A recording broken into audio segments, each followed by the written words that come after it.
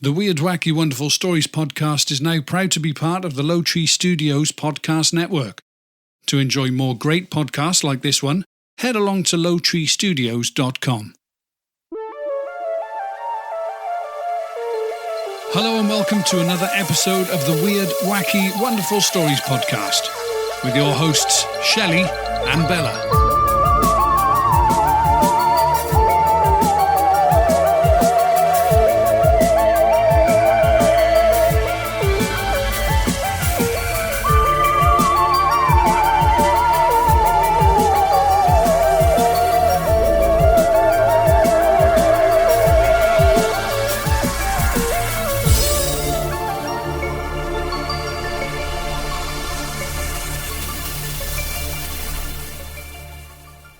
Hey everybody and welcome to a special edition of the Weird, Wacky, Wonderful Stories podcast. Hi everybody. So, you've got us for the next 50 minutes. Yeah, and I got to put up with you for the whole rest of my life. Well, that's charming, that is. Yeah, well, at least they only got to do 50 minutes. Well, I know. Tell me about it. Well, we've got to try and get on their right side because we're going to be asking them for money during this show. That sounds wrong. Yeah, okay, well, not us asking them for money because we're here today and really honoured and proud to be able to be part of this special event, Livestream for the Cure. We know that the Epic Film guys have been working really hard to get this organised, so we want to make sure we do them justice. And also we want to make sure that we can tempt you guys into parting with some of your hard-earned money to benefit what is an amazing cause. So what do we usually do? We usually regale stories of the weird, wacky and wonderful. We interview people. They can be authors. They can be scientists. Who else have we had on? We've had authors, scientists. We've had teachers. We've had experiencers. Two stupid people.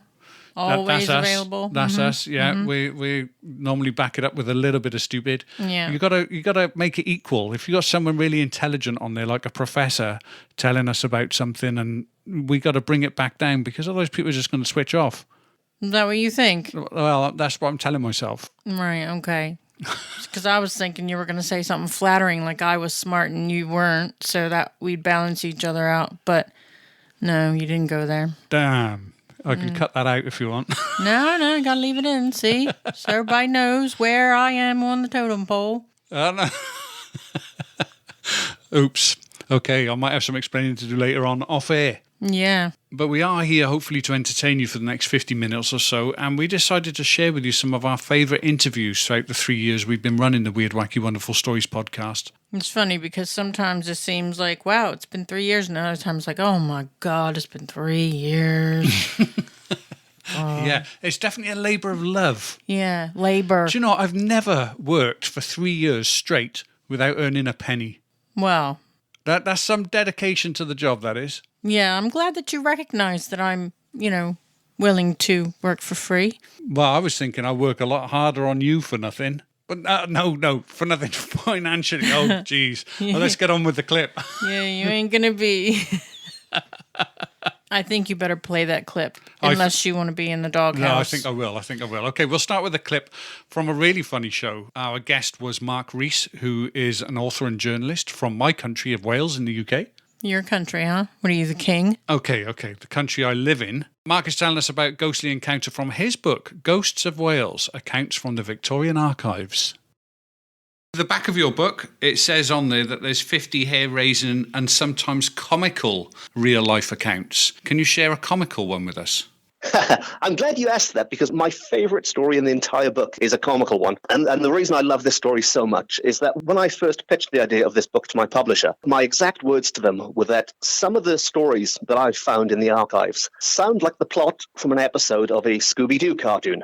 And what I meant by that is that there were criminals and there were kids and there were people at the time messing around pretending to be ghosts. And I didn't literally mean there was a gang of pesky kids in a 60s camper van driving around with a dog pulling masks off people. But what I meant is that some of the criminals or some of the just kids messing around were often caught out in quite comical ways when they were pretending to be ghosts. And I found this story which takes place in a little village called Rossett, which is up in North Wales, part of Wrexham County Borough Council now, right on the border with England. And Rossett was being terrorised by a ghost. But the problem they had in Rossett was that there was no outdoor lighting at the time, back in the 19th century, which meant this ghost could pop up, scare people, and just disappear into the darkness before they had any chance of doing anything about it. But the locals were getting wise to this.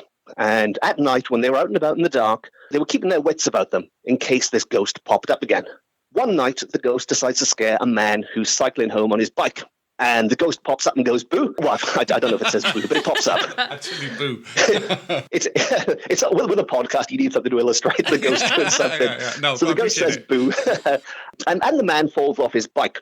The man pulls out a gun and shoots a bullet at the ghost, which sounds quite remarkable nowadays, but there are cases from this period where people really did shoot ghosts with guns. Luckily in Wales, they didn't end tragically. There are cases in England and elsewhere where, whether it's mistaken identity or whatever reason, but ghosts really did get hit by bullets, and if they weren't dead beforehand, they certainly were afterwards. But in this case, the bullet did miss the ghost, and the ghost did its usual trick of running off into the darkness. But there was another man also keeping his wits about him, looking out for this ghost. And he had a dog with him. And when the dog heard all this kerfuffling and shooting and people falling off bikes, the dog chased off into the darkness after this ghost. And the first inclination the people of Rossett had that this ghost wasn't really a ghost is when the dog bit the ghost's leg and the ghost went, ow, and fell to the ground, which meant that the dog could rip the white sheet off the ghost and unveil in the villain underneath, who was then apprehended by the police or the authorities. And the reason I love that so much, I punched the air when I found that story, it is because after telling my publisher they did sound like the plot from a Scooby-Doo cartoon, I did actually find my very own real-life Scooby-Doo dog who was alive and well in Wales, hunting ghosts in the 19th century. Well, I don't know about you, but that was one of my favorite interviews that we did, because I wasn't really expecting to ever say Scooby-Doo Exactly. on a podcast. But there you go. Not a serious one. No. It's funny how they reported and handled ghosts in the Victorian era. See, if you went out with guns ablazing now and shot a ghost, the ghost would be laughing at you while the police carted you off to jail. Yeah, exactly, yeah. Yeah, no, they dealt with it a whole different way back then. We're going to switch gear now and let you hear a clip from a show we did with Marie D. Jones. Now, she's an ex-UFO investigator with MUFON, the Mutual UFO Network. She's an author and has been on many shows like Ancient Aliens, etc. Her story took an unexpected turn when we asked her this question. But before we play this, please be aware that it may not be suitable for the younger audience. So have you ever investigated a UFO landing which had hard evidence then, going back to your time within MUFON? No, unfortunately. So I was in MUFON for 15 years first in Los Angeles. And then when I moved back to San Diego, I started my own MUFON group with another gal. We investigated dozens of cases, mainly eyewitness reports. And I'm not saying that those are not considered good evidence, especially when you have a group of people that don't know each other and they're all saying the same thing. Well, it's good enough for a court of law, isn't it? Yeah, it is. But the thing is, there were some cases where there would be things like little indentations in the ground, but those are, they're not necessarily proof that something happened. This was before the cell phone era. So very, very rarely were we able to get a case where somebody was able to take a picture or a video, because you literally had to go grab a camera. And if you were lucky enough to have a video camera, but the most compelling cases were when the abduction phenomenon began and they started to trickle in. And the gal that I ran the group with, her name was Lori, we didn't have any understanding of what the heck was going on. And this was before the use of hypnosis came into vogue. So we didn't know what to do with these people that were suddenly coming to us and telling us these horrendous stories. And over time, a few people stepped forward that were being trained in hypnotic regression. And I know Bud Hopkins and John Mack and a lot of the big names in the UFO field were training people, and word was starting to get around in the UFO community. Here's what you do. Here's what you need to do. But that was the most terrifying thing. So the gal that I started the group with, and I won't say her last name out of privacy, she was experiencing repeated visitations. She lived in this big house at the top of a hill and her children were being abducted. And she didn't reveal that to me until much later. And it got to the point where she would call me in a panic and say there were people on her property. My husband went out. They had a lot of guns. And, you know, I didn't understand why when I first met. I thought, oh, there must be hunters. But no, literally there were things on their property trying to break into them just to sort of scare them, peeping through their windows. And it got to the point where we talked and we said we were disbanding this group. She and her family up and left and moved somewhere. She said, I'm not telling you where I'm going because I don't want you to get involved if something bad is going on here.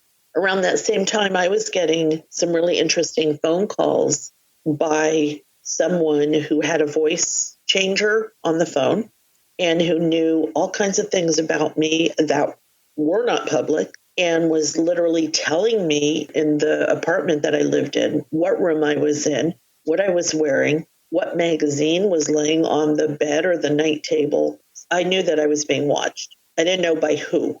And I later told that story to Nick Redfern, who is, I'm sure you guys know the name, huge in the field of. And he said, Marie, that sounds like a Man in Black situation.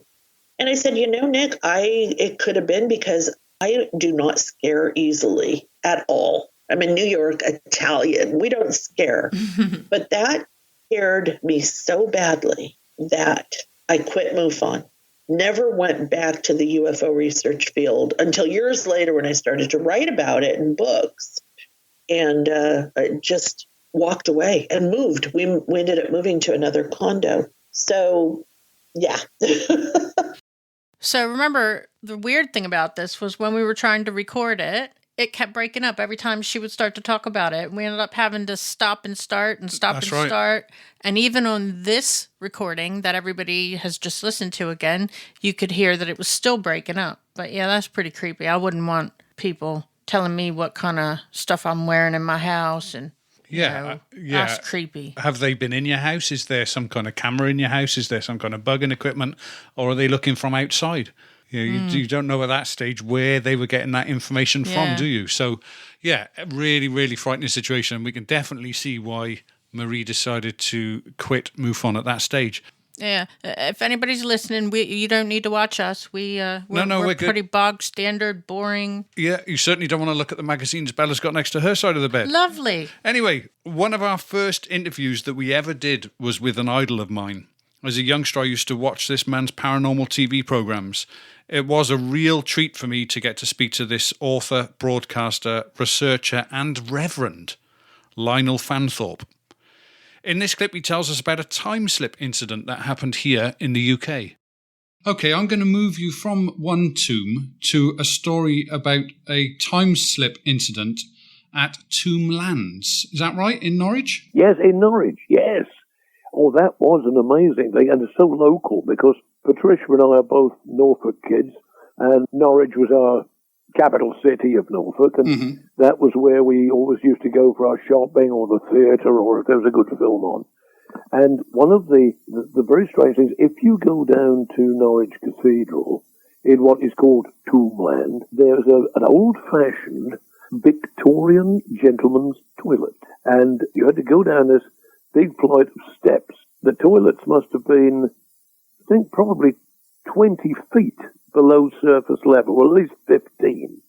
And it was one that I had on occasion used when you've been shopping. You think, well, I'll just pop down there. It is a convenient convenience. And the very strange mystery was there was a small car parking space. You could put perhaps 4 or 5 cars around this toilet. They were marked off as parking spaces. And a retired couple, gentleman and his wife, had been shopping, and she said she was fine until she got home, but he said, well, I'm going to have to just pop down into the Tombland toilet. So he parks the car within sight of the top of the steps, which you use to descend, and 5 minutes pass, 10 minutes, 15, and he hasn't returned. Now, she is getting very anxious in case he's either fallen on the steps, had a heart attack, had a stroke. Is he lying there unconscious on the floor of the loo? And a well-meaning and kind-hearted traffic warden was going past, just checking. You don't find many of those, do you? Well, I've heard that they're rare.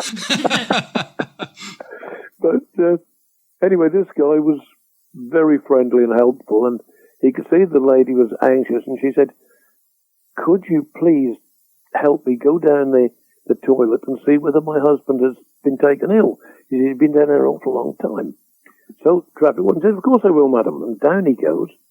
He came back no more than 3 minutes later and said, "There is no one in the toilets, madam. I have opened all the individual, there were 3 or 4 individual toilets, and then there was the urinal on the wall, up against the wall. And he said, I've opened each of the cubicles. There is no one in there." And she said, "Well, I can't understand it." She said, "I've been sitting here in the car right by the top of the steps waiting for him to come back." Then when the traffic warden went on his way to do his other duties, and another 5 minutes passed, and the husband reappears looking very distressed and worried. He opens the door, sits down beside her and says, "I've just got to get my mind together and I'll tell you in a minute." He says, "I'm all right, don't worry, love, don't worry." And when he's recovered after a few minutes, she said, "Please, what happened?" And he said, "I don't know. I went down, I used the toilet, I washed my hands, I came back up the steps. The car was not here. You were not here. On the next road that intersects with Tombland, there were cars going almost in total silence, and they were of a design I have never seen." And he said, "I remembered reading in science fiction stories like H.G. Wells that if, unbelievable as it seems, a time slip happens, go back to the place where you were when it happened." And he said, "And I went back down into the toilet." And he said, "And I pulled the seat cover down and sat down, trying to get myself back under control, because I was in a state of shock. And then he said, when I'd recovered, I came up the steps, everything was normal. You were here, the car was here, and there was no sight nor sound of the strange vehicles that I saw when I came up the first time." And they drove home, sort of lived happily ever after. There was no sort of long-term ill effect. Now, on this whole question of time slips, I think that even the most advanced of our physicists really know what time is, but we are only just beginning. We're on the fringe of understanding what time really is. Well, Lionel wasn't the only one that spoke to us about time slips, was he? Do you remember the chat that we had with Dr. Michael P. Masters? Yeah, he has to be the most intelligent man I think I've ever spoken to. I felt so thick talking to him. Because you are. Thank you very much. He's actually received a BA in anthropology and French. He also has a PhD and teaches biological anthropology, cultural anthropology, archaeology, economical anthropology and globalization, sociology, and cultural diversity. So basically, if you need to know it, just ask him. Exactly. He has really, really interesting theory about aliens and their origin. Take a listen to this. I refer to them as extratempestrials, the Latin root for time, replacing ter, meaning outside of Earth, so outside of time. But simply, the book looks at long-term evolutionary changes in the hominin lineage, mostly focusing on biological changes. Many of the factors that have led to these changes, especially in recent human history after domestication, agriculture, a number of things associated with our craniofacial anatomy. Specifically, that's primarily what my dissertation research was on, and my biomedical research today using MRIs and other clinical data. If we look at these long-term evolutionary changes in the context of what we look like now, and if we project those forward without making any assumptions or without speculating about what might happen to us in the future to cause them, we don't really even need to speculate about what these forces may be, because regardless of what environment we were in or what our social organization or political organization was like, the ecology, the environment that we were in, these same dominant craniofacial trends of primarily increased neurocranial size and neurocranial globularity, or a more balloon-headed characteristic, a reduced face, smaller teeth, smaller face, those main traits that define our lineage beyond upright walking, if continued into the future, would seem to to match what's so commonly described in extraterrestrial reports and reports of close encounters. So the model it looks at it in the context of long-term changes projected forward and kind of ties in these alien creatures as being a future form of ourselves coming back through time to study us in their own hominin evolutionary past. Why would they do that? Honestly, if I had that technology, if I had a time machine, that's exactly what I would be doing too. As a paleoanthropologist, as a biological anthropologist, we study what little skeletal material we can find from very old hominins, mostly their preserved teeth, their preserved skeletal material, their fossilized skeletal material. But if we could actually go back in time and pick them up, do a medical examination, and in the same way that's so commonly described in these abduction reports, taking skin samples, hair samples, fecal samples, sperm and egg, in order to study genetics and evolutionary processes, we would have a wealth of information far beyond that which could ever be gleaned simply from doing archaeological excavations and paleoanthropological excavations. So I think the purpose primarily, or at least what we see in abduction accounts, is most likely that they're anthropologists, linguists, cultural anthropologists, possibly medical doctors, geneticists from the future doing research into their own past. But with that said, it is possible too that some of these encounters, especially ones where it's just sightings of a metallic disc in the sky, there could be some aspect of tourism to that as well. It could be where we develop the ability to travel backward in time and simply observe past ways of life. How much do you think that our behavior will affect our makeup, our physical makeup in the future? Because the reason why I asked this is actually quite topical, because I've been working away this week and I've come home and Bella led me into the living room and said, "Watch this." And then she proceeded to say, "Hey," and then a certain other word, which I'm not going to say now because goodness knows how many devices in our house will go off. And then she said, "Lights on," and our lights suddenly turned on. And then she said, "Light one off, light two 50%, etc., etc." And she has, in the week that I've been away, totally augmented our home. So that's great. Well, yes, you say. No. We'll see. Yeah, exactly. Yeah. Until they revolt and take over your household and hold you hostage. Exactly. Yeah. So we are suddenly becoming less active. You know, we're expecting more automation in our lives now. And surely that's going to have an effect generations down the line on our physical makeup as more of a support to your theory that we will end up these spindly, slim, very little muscle tone figures because of our wives. Well, but see, they're not going to, they are future us's. They don't need to be badass looking now because they just probably have these lasers and be like, "I don't like you." Poof, you're gone. Yeah, exactly. So they can be little stick things. They just need a big head so that their big old brain can think of all of these things to create so that... Well, that's why I'm asking the PhD and not you. Yeah, and that's been the going trend ever really since 3.3 million years ago when we first started making stone tools. And when I teach about these things in anthropology classes, I bring out these early stone tools. They're known as Olduvon tools, simple unifacially flaked little nasty pieces of rock that they knocked one side off of and made a tool with. But the computers we have today are cell phones, wrenches, forks.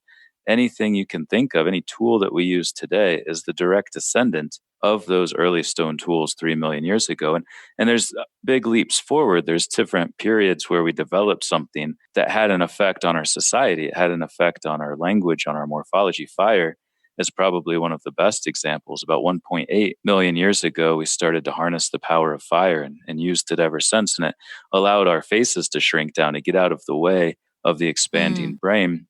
Because we could cook our food first, we could start that digestion process. It allowed our guts to shrink down even farther. With a reduced gut, it allowed for more energy to go to the brain. It's what's known as the expensive tissue hypothesis. But that change was another cultural change. I mentioned agriculture a couple of times because it's vastly important to this conversation. And that's really when we started to kind of differentiate into these different roles, these occupational specializations. There were people that were out working in the fields. They were toiling very hard to produce food, but they were able to produce enough of a surplus that other individuals didn't have to do that anymore.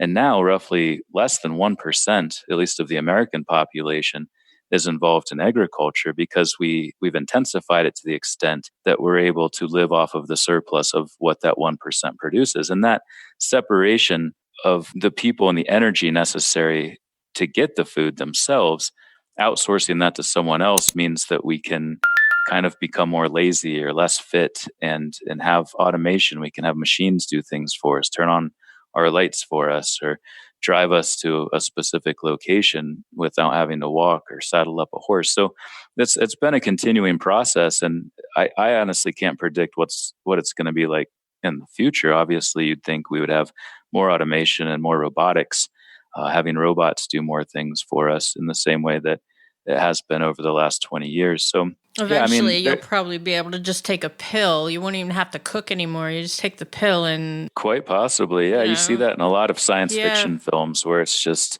they get all of their nourishment from a little energy-packed pill. So, yeah, I mean, in a lot of these abduction reports, they are described as being tall, spindly, almost like insects.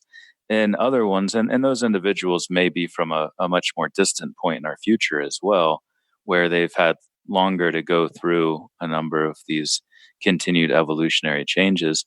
Others still are described as having hair, blue eyes, looking somewhat Norwegian, the Nordic, or Swedish. Yeah. And so they're probably a more proximate point in time relative to our current position in time. And they still have many of the same traits that we have, just slightly larger, tend to be blue eyes for some reason, blonde hair, and they don't really look that different. But yeah, as you go further into the future, that may help explain some of these skinny, spindly insect or almost reptile-like characteristics. You mentioned earlier that there were some individuals and cases in the book that really sort of spoke to you.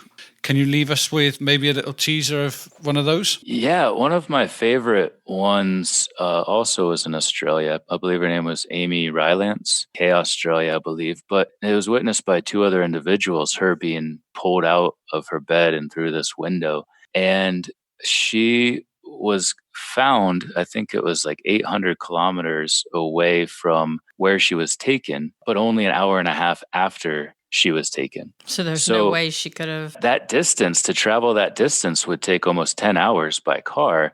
She was found 90 minutes later, 800 kilometers away, but she claims she was abducted for several days. And when they took her to the hospital and did an examination, they found that she hadn't eaten for multiple days and that her body hair had grown out. And it was clear that she had been gone for much longer than 90 minutes. And honestly, that scenario is best explained in the context of time travel. I don't know how else it could be, honestly, other than she was brought back farther from where she was, but also brought back at a time that was closer to when she was taken than what she had actually experienced in her biological and cognitive passage of time. So that to me is one of my favorite cases, because it really does point to the intertemporal aspect of this phenomenon.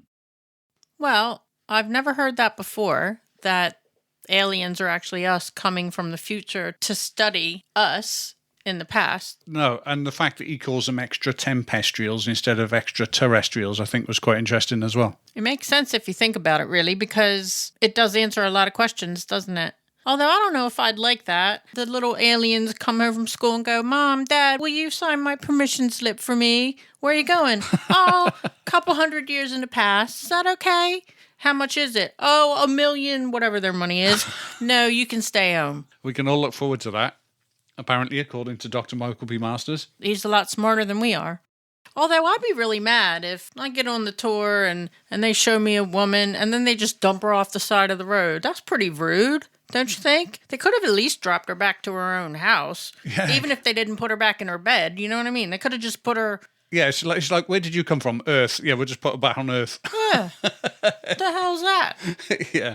Well, she wasn't the one paying for the tour. That's the thing, see. If she'd have been paying for the tour, they probably just treated her like someone hitchhiking or something. Yeah, maybe, but still. Someone who's just stowed away on their spacecraft. She wasn't a good representation of the past. Yeah, exactly. Yeah. We didn't like your body hair as much, so we're going to put you back. Another one. Yeah, exactly. Well, if you're interested in that subject, you should definitely give that episode a listen. Another thing you should definitely do, if you have a few dollars or pounds or whatever your currency may be, is donate to Livestream for the Cure. If you can't afford much, then maybe just donate the price of a cup of coffee. All of these little donations do add up and may mean that in the future there is a cure that we will all benefit from.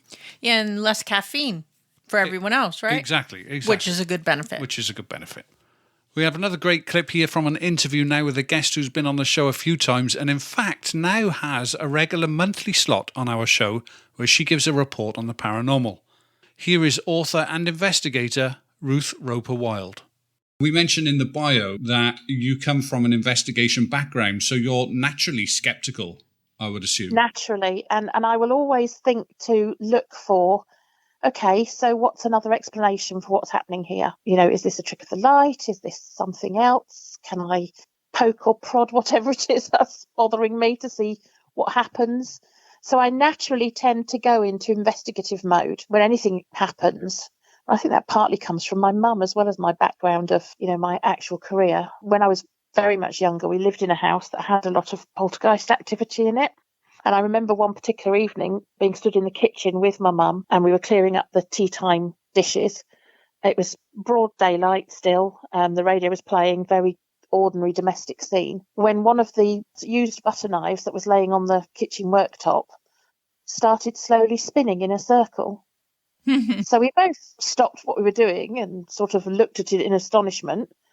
And as we watched, it still spinning, it moved to the edge of the worktop and flew across the kitchen, still spinning, and eventually fell and hit the floor. Wow. And my mum, being the completely pragmatic woman she was, calmly reached into the kitchen drawer, got out a tape measure, and measured the edge of the kitchen work surface to where the knife had landed, and remarked, 8.5 feet. Well, that wasn't gravity then, was it? Wow. So she wasn't fazed or shocked by it at all then? No, she would never be, you know, frightened or sort of spooked out by. She just accepted that there are things in this world that we can't yet explain. Did she have things happen to her maybe in her childhood that would account for that kind of behaviour or attitude? Definitely. She came from a very poor farming background. Her father was a farm labourer, so they lived in a tithe cottage, you know, tithed to the farm. And the cottage itself was extremely old. It's long since been demolished, so I've never seen it. It was long before my lifetime that it was demolished. And almost every evening, they would have the latch on the cottage door would jiggle itself and open. Somebody coming home then. Somebody's coming home, yeah. Footsteps would cross the flagstone floor, and one of the chairs would creak and rock back as if somebody had sat down. And then a moment later, the footsteps would go back across the flagstone store, back out through the door. Wow. And she said it was so normal that it sort of happened so frequently. They'd unconsciously stand out of the way of the door because they knew it was going to open in a minute at certain times. So I think, you know, she just learned to sort of take it with a complete pinch of salt that these things are there. They're not going to bother you. Was that house that she was living in then that you're talking about the same as the butter knife incident? No, not even in the same counties. Wow. So did she bring something with her maybe to I don't think so. I genuinely don't think so. I think different places just have their own phenomena that happen, and whether, you know, whatever your personal belief system happens to be, whether you believe that's a spirit attached to the house or an elemental attached to the house, or whether you believe it's the individuals that are living in the house have their own energy they're giving off, or whether you believe in the stone tape theory, there is phenomena happening almost everywhere, almost all the time, and some people notice it more often than others. Because one of the things I've really, really noticed with this lifelong fascination with ghosts, and particularly since I've started writing the books, is one of the first questions people almost always ask me is, so do you believe in ghosts then? And my answer is always, well, for me, it's not a matter of belief or not belief. I know that phenomena is happening because I've seen it. What I don't know is what the explanation for that is. And I still to this day remain completely open-minded. And because of my own investigative background and knowing that, you know, different witnesses will see the same thing but experience it in different ways. Yeah. When you add into that the element of, well, actually they're experiencing something supernatural insofar as it's not part of your normal daily run of experiences, I think that adds an extra element of they're going to experience an even more unusual way to each other because they haven't got anything to explain it. They're going to subconsciously supply their own belief system to it. Yeah. So I always think, if you put two people next to each other and something happens in front of them, one might think it's the spirit of a deceased person, and it's a ghost. The other might think they're seeing an angel or a demon because they've got a different belief system. Yeah. But nevertheless, both of them saw something.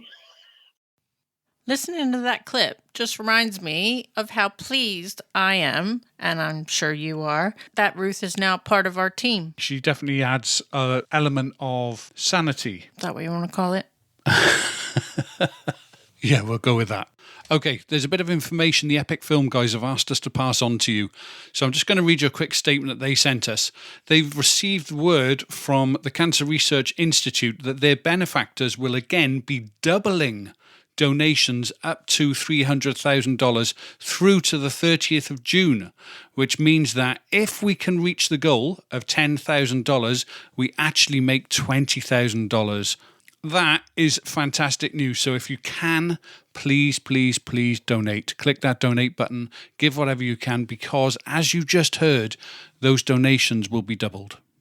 Well, we planned on speaking to David Bedrick, who's a speaker, teacher, attorney, and author of the acclaimed book Talking Back to Dr. Phil, about dreams and their interpretation.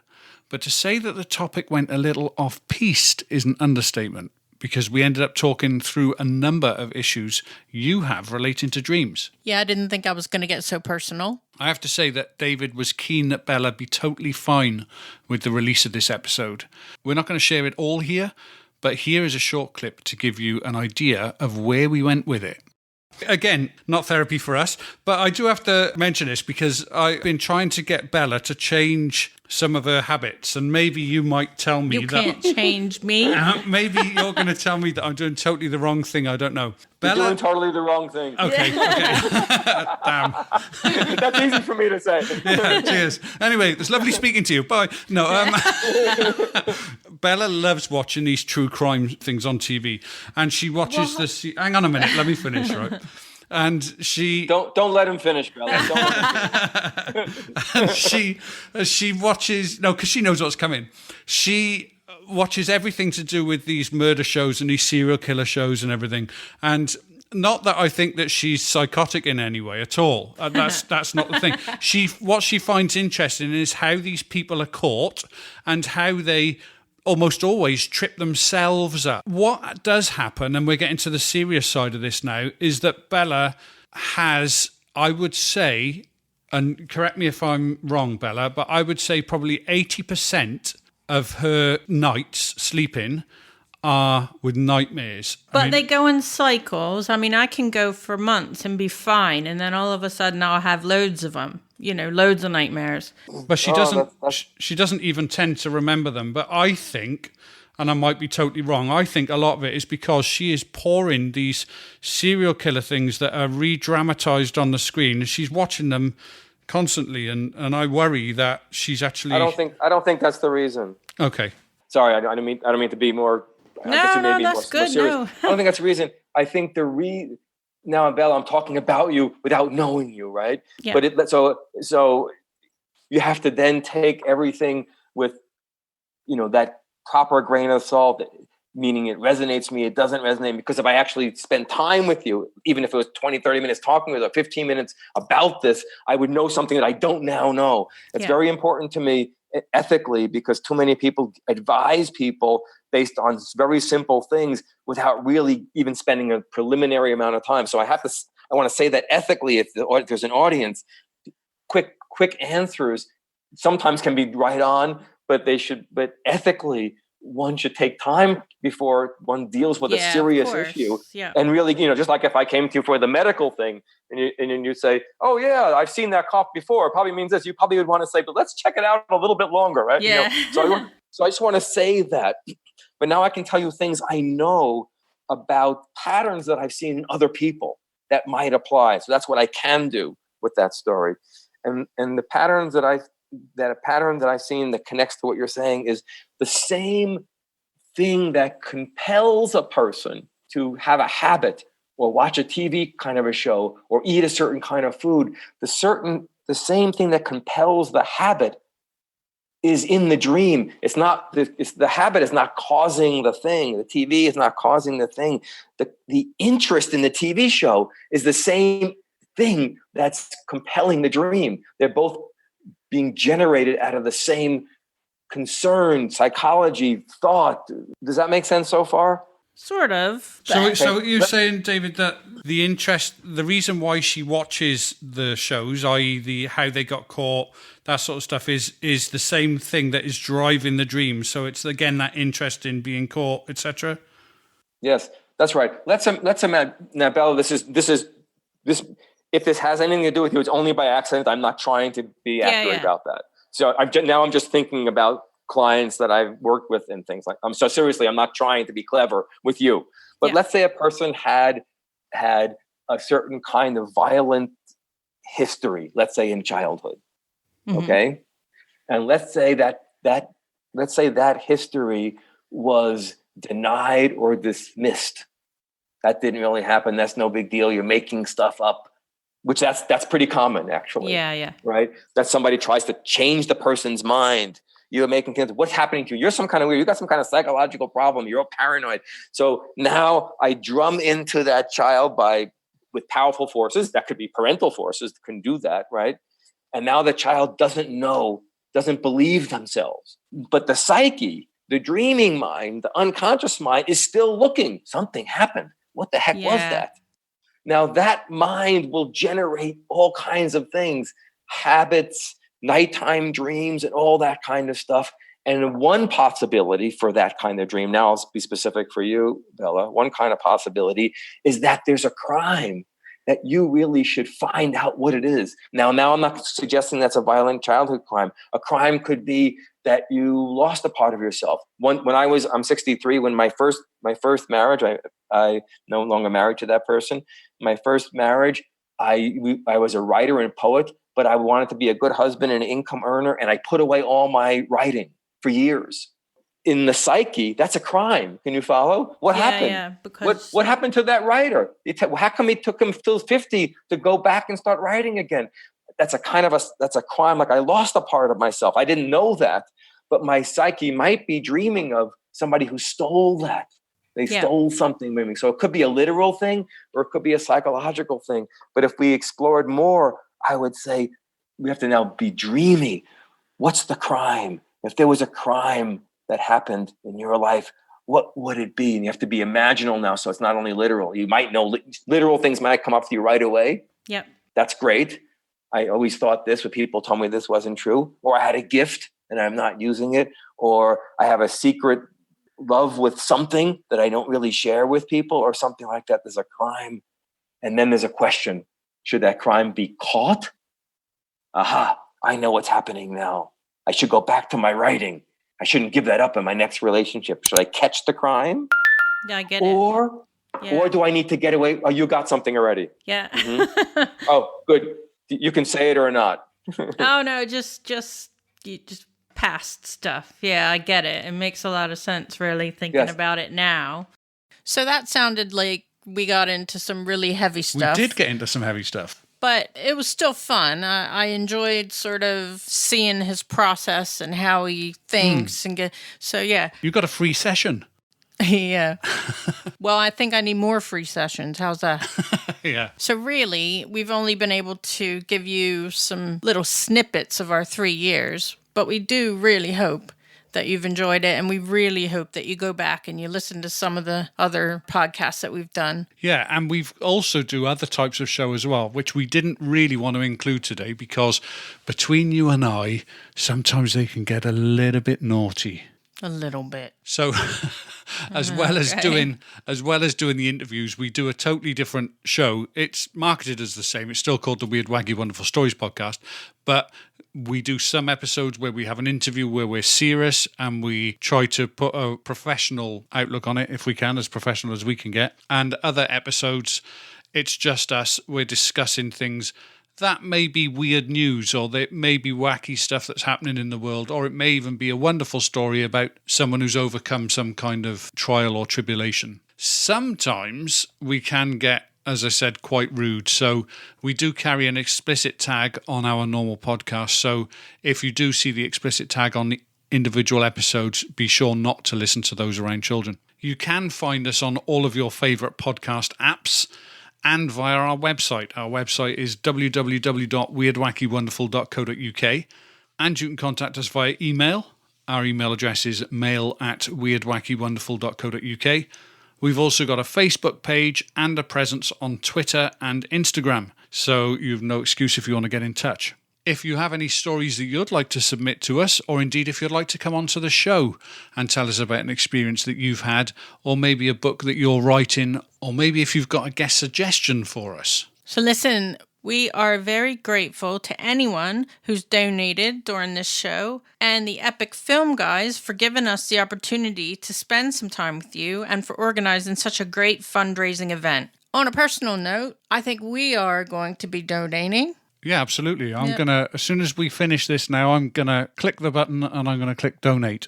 Yep. Every person in my life, in my immediate circle, I've lost to cancer, so this is a really close to my heart sort of show. We have to say, though, that this was all a fair amount of time ago, okay? So to those people that are battling it at the moment, there's a lot more treatment and that's available these days. So we don't want to put a negative stance on that, just to let you know that it was a long time ago and things have moved on since then. Yes, that's true. And in fact, there are some family members who also did recover fully from cancer. So times change, medicine is changing, so many more people are surviving, and we think that's awesome. And it's largely down to ventures like this that are raising money for the research. So we can't stress enough how important it is that events like this that raise money for such worthy causes go ahead. And this is a difficult time for everyone. So we both do hope that we've made you smile and that you've enjoyed the time with us. Yeah, and we've given you something to think about maybe that's outside of your normal interests. We're now going to leave you with the ending of the episode that you just heard a part of, actually, with David Bedrick. And I got to say, it's probably one of my favourite closes to an interview. What about you, Bella? Yes, definitely. It was really cool. So we'll leave you with that, but thanks once again for spending time with us. My name's Shelley, and obviously next to me is my beautiful wife, Bella. Our podcast is the Weird, Wacky, Wonderful Stories podcast, and we would love to have you along for the ride. Take care. Thanks again, and stay safe. And stay weird, wacky, and wonderful. Awesome. Really fun talking to the two of you. Thanks for being open and vulnerable and sharing your own dreams and thinking about dreams together. It's a really fine thing. No problem. Well, we really enjoyed having you on, and this is a little bit out of our norm, but I think it was definitely a refreshing change. Wasn't it? I think it's awesome. Yeah, it's one of my favorites. Oh, great! I want it to be your very favorite, or I'm not hanging up. That's the child in me. No, I have to be the very favorite, number one, not period. Okay. Let's explore that, David. No, I think I need to later.